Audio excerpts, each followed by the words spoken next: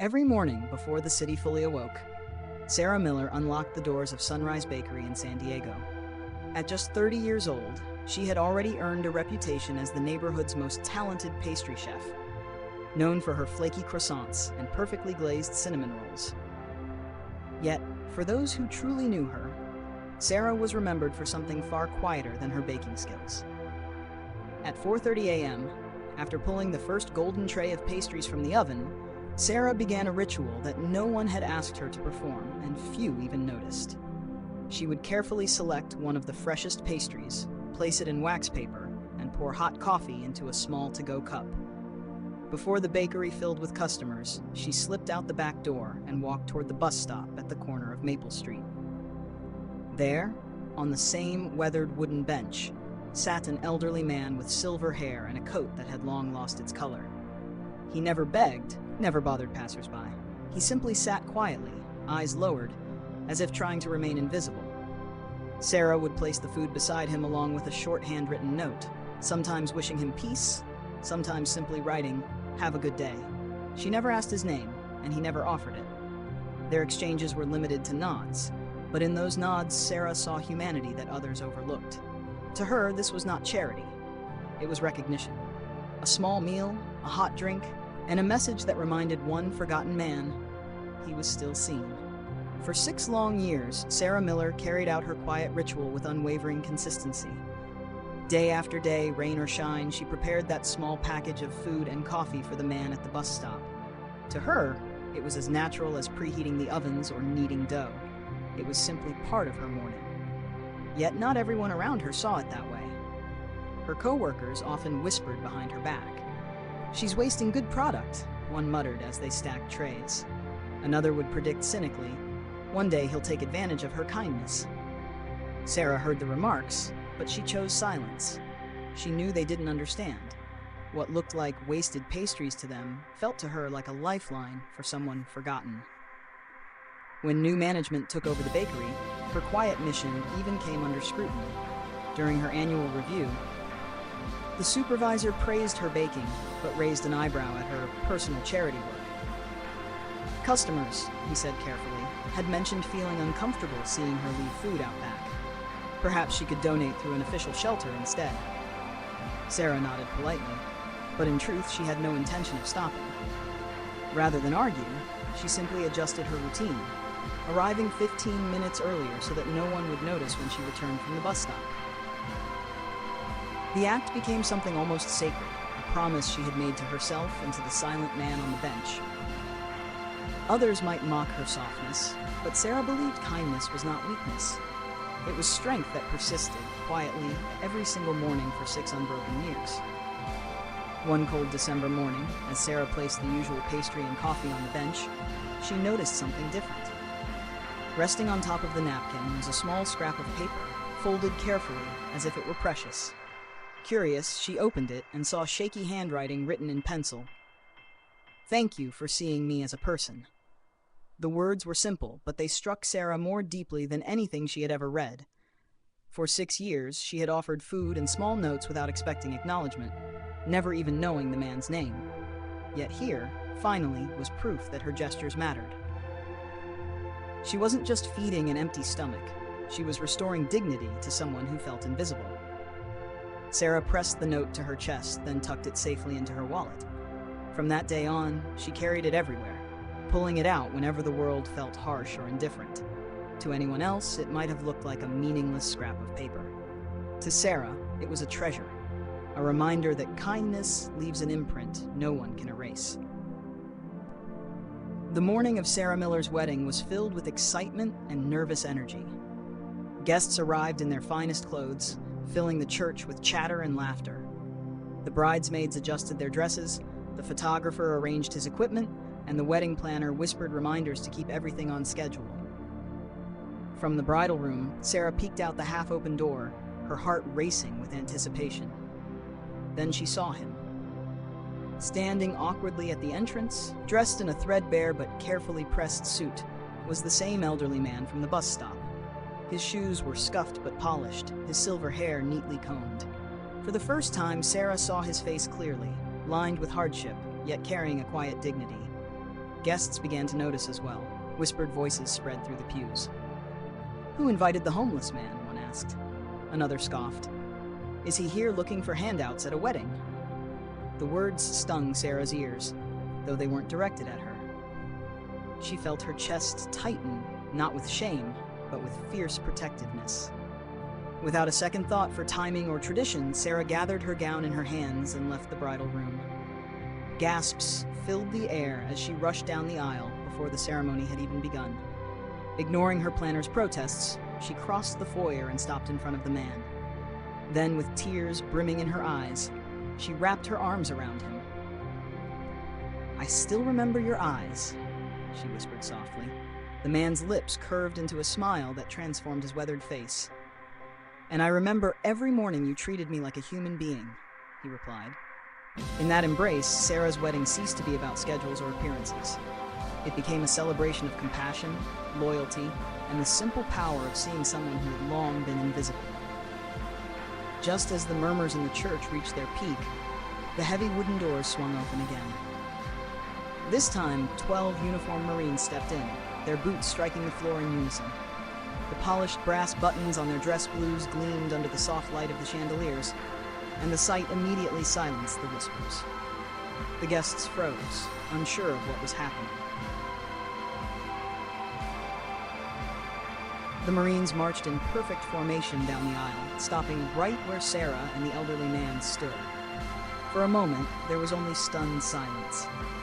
Then the commanding officer stepped forward, saluted the old man, and said in a firm, resonant voice, "Captain William Thompson, United States Marine Corps. Sir, it is our honor to stand with you today." The room gasped. The man everyone had known only as a frail wanderer at a bus stop was suddenly revealed to be a decorated war hero. His shabby clothes and tired appearance had hidden a history of valor, sacrifice, and leadership. Many guests lowered their eyes in shame, remembering the whispers and judgment they had spoken only moments before. Sarah looked up at William, her heart swelling with pride and awe. She had never asked about his past, never pressed him for details. To her, he had always been more than enough, just as he was. But now the truth stood before everyone. The man she had treated with compassion was a soldier who had once dedicated his life to protecting them all. One by one, the Marines extended their hands, not in pity, but in respect. "Welcome home, Captain," one of them said softly. William's eyes glistened as he nodded, struggling to find words.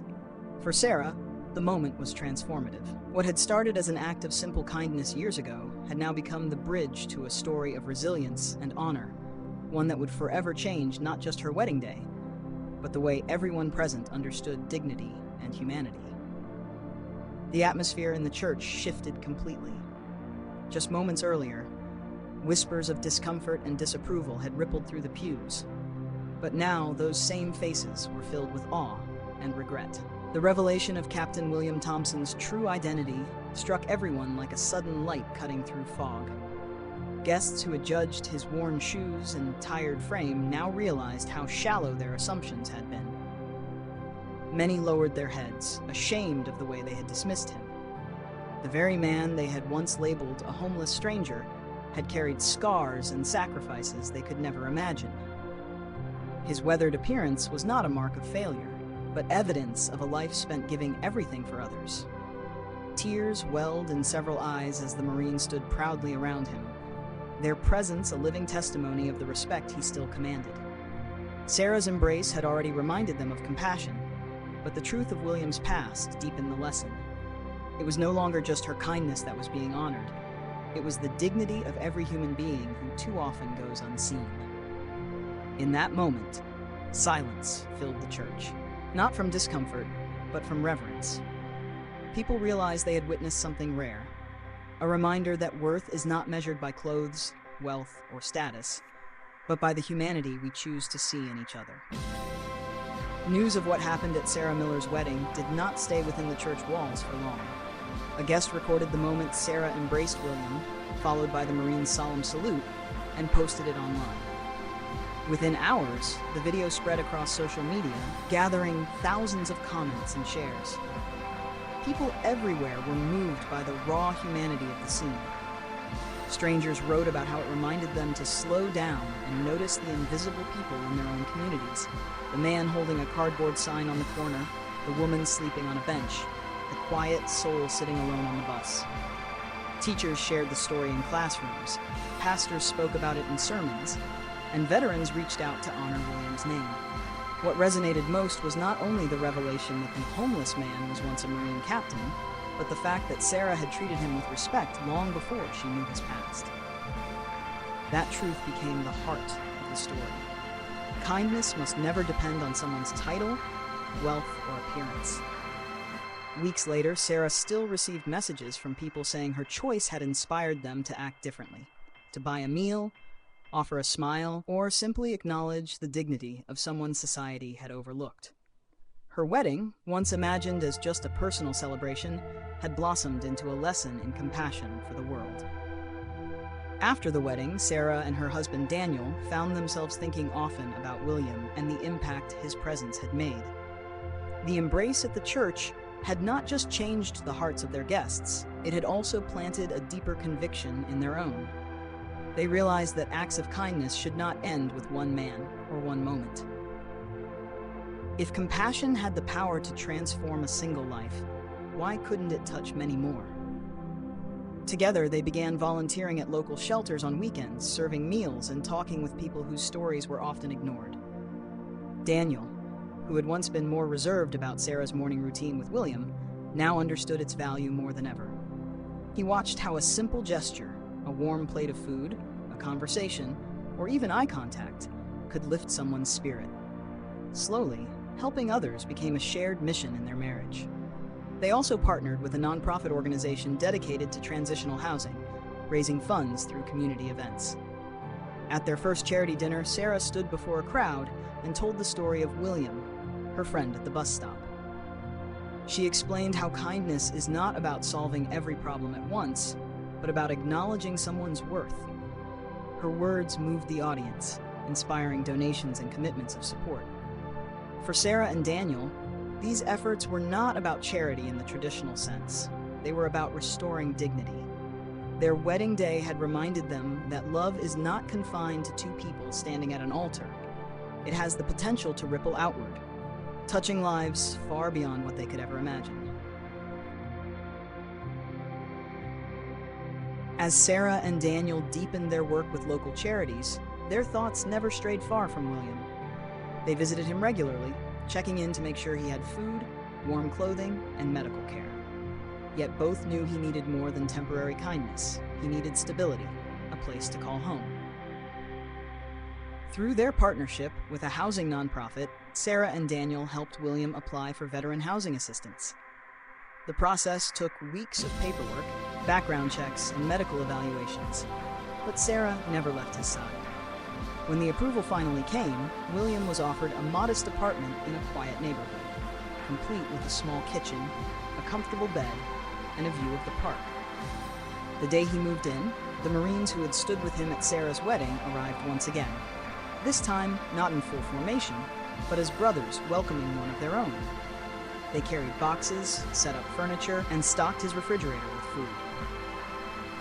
William stood in the middle of the room, overwhelmed, his hands trembling as he touched the keys in his pocket. For the first time in years, he no longer had to wonder where he would sleep or if he would be safe at night. More than shelter, the apartment represented dignity restored. Neighbors introduced themselves warmly, veterans groups visited, and Sarah often dropped by with coffee and fresh flowers. William once lived in the shadows of society, unseen and unacknowledged. Now, he was surrounded by respect, care, and friendship, a reminder that no one is ever truly lost if someone is willing to see them. Over time, William became more than a figure from Sarah's past. He became part of her family. She invited him to Sunday dinners, where he sat at the table alongside her parents, siblings, and Daniel. At first, William was hesitant, unsure if he truly belonged, but Sarah's warm smile and Daniel's easy laughter slowly erased his doubts. Holidays, once lonely for him, were now filled with light and company. At Thanksgiving, Sarah made sure there was always an extra seat at the table, calling it William's place. On Christmas morning, he opened small gifts wrapped carefully by her hands: new gloves, a scarf, sometimes just a handwritten card reminding him how much he meant to them. To Sarah, William wasn't just a man she had helped. He was family, someone whose presence added richness to her life. To William, Sarah was the daughter he had never had, proof that kindness could create bonds stronger than blood. Their connection reminded everyone around them that family is not defined solely by birth, but by love, loyalty, and the willingness to embrace someone fully into your life. One quiet evening after dinner, William finally opened up about his past. Sitting by the fireplace, his hands folded tightly, he began to share the story he had kept buried for so many years. He spoke of his time in the Marines, of the brothers he had fought alongside, and the day in Fallujah when everything changed. His voice trembled as he recalled carrying wounded men under fire, refusing to leave anyone behind, even after being injured himself. Then his tone grew heavy when he described the loss of his wife and daughter in a tragic car accident years later. That grief, he admitted, had broken him in ways the battlefield never could. Unable to face the world, he withdrew, choosing solitude over sympathy, and slowly faded into the shadows of the city. Sarah and her family listened in silence, tears glistening in their eyes. For them, William was no longer just the quiet man at the bus stop. He was a hero who had given everything and suffered deeply. Sharing his story was not just an act of confession, but a bridge of trust, binding him even closer to the family who had accepted him as their own.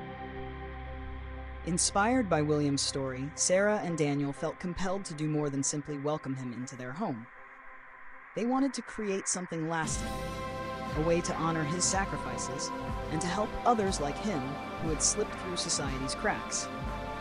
Using part of their wedding gift money and small donations from friends, they launched a modest community initiative they called the Quiet Table. The idea was simple but powerful. A safe place where veterans could come for a warm breakfast, no questions asked, no judgment, no need to explain their circumstances. Sarah baked fresh pastries each morning, just as she once had for William, while Daniel organized volunteers and made sure the space was always welcome. Word spread quietly through the veteran community, and soon, men and women who had once felt invisible began gathering at the table. For Sarah and Daniel, this project wasn't about recognition or publicity. It was about restoring dignity and creating a sense of belonging. William often visited, not as a guest in need, but as a mentor to others, reminding them that even in life's darkest moments, kindness could light the way back home. As the Quiet Table grew, William himself began to change in ways no one had expected. For years, he had lived in silence, avoiding help, but the kindness Sarah and Daniel showed him opened a door he never thought he would walk through again. Encouraged by their persistence, he finally agreed to meet with a veterans counselor who visited the breakfast program. At first, the conversations were short and cautious, but gradually, William found the courage to talk about his grief, his years of isolation, and the pain he had carried alone. With guidance, he began applying for benefits he had long ignored, including medical care and housing assistance. The Marines, still grateful for his service, stepped in to help secure proper treatment and reconnect him with fellow veterans he had once fought beside. Slowly, the haunted look in his eyes gave way to a quiet confidence. William also became a source of strength for others at the Quiet Table. Younger veterans struggling with their own trauma often turned to him, and he listened with patience born from experience. Sharing his story, he reminded them that healing was not weakness, but courage. For Sarah and Daniel, watching William rebuild his life was the clearest sign that their effort mattered. For William, it was proof that even after years of despair, hope could return if someone simply believed you were worth saving. The Quiet Table soon became more than Sarah, Daniel, and William ever imagined. What started as a small breakfast program began to attract attention from veterans across the city. Word spread quietly, not through headlines or social media, but through personal stories shared among those who had once felt invisible. Veterans who had been living on the streets found comfort in knowing there was a place where no one asked questions and no one judged them. Soon, others in the community wanted to help. Retired teachers volunteered to cook, local farmers donated produce, and families offered their time on weekends. Even the 12 Marines who had appeared at Sarah's wedding returned, this time in plain clothes, to take shifts serving meals, washing dishes, and sitting with veterans to share conversations. The program grew into a symbol of dignity and solidarity. For many who came, it wasn't just about food. It was about feeling human again, being acknowledged, and finding a sense of belonging. Sarah often looked around the room, amazed by how one small act of kindness had blossomed into a movement that united neighbors, strangers, and soldiers alike. Looking back, Sarah often marveled at how everything had begun with something so small: a single pastry and a cup of coffee left on a bench. She never expected recognition, never imagined it would lead to a wedding ceremony where 12 Marines stood at attention, or to a program that touched countless lives. Yet the journey reminded her of a truth she now carried in her heart. Kindness has a way of multiplying far beyond what we can see. The framed note William once gave her, "Thank you for seeing me as a person," still hung above the serving counter at the quiet table. To Sarah, it was more than a memory. It was a guiding principle. Each time a new face arrived, weary from the streets or scarred by battle, she whispered to herself, "This person matters." Daniel shared the same belief. As a firefighter, he knew heroism was not always dramatic rescues, but the quiet persistence of showing up for others. Together, they created a space where dignity was restored, where invisible people became visible again. For William, the transformation was deeply personal, but for the community, it was a lesson that true heroism doesn't always wear medals or uniforms. Sometimes it is found in the daily consistency of compassion.